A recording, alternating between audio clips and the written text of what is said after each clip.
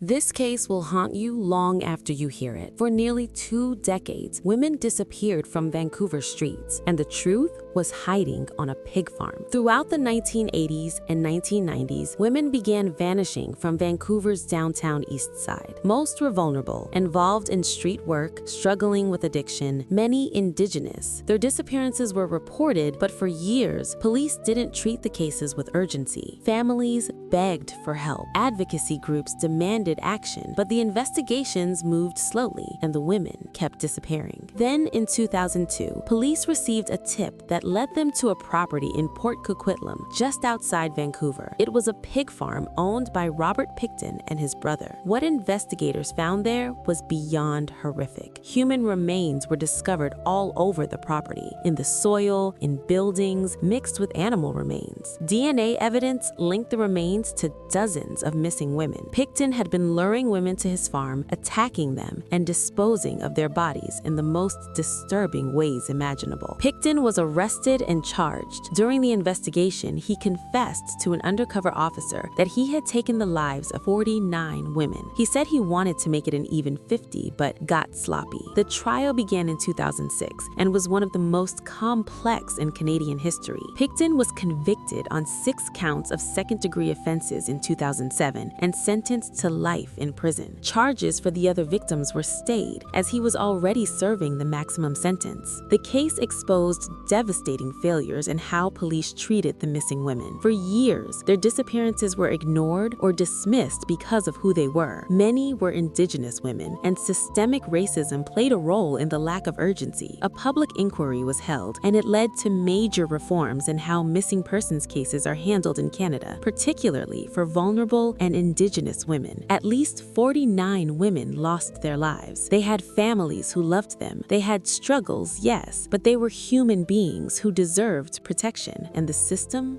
failed them. Robert Pickton remains in prison, but the scars left by this case and the lessons learned too late will never fade. Click the link in the description to watch the full documentary. Subscribe for more true crime stories from the darkest corners of the world.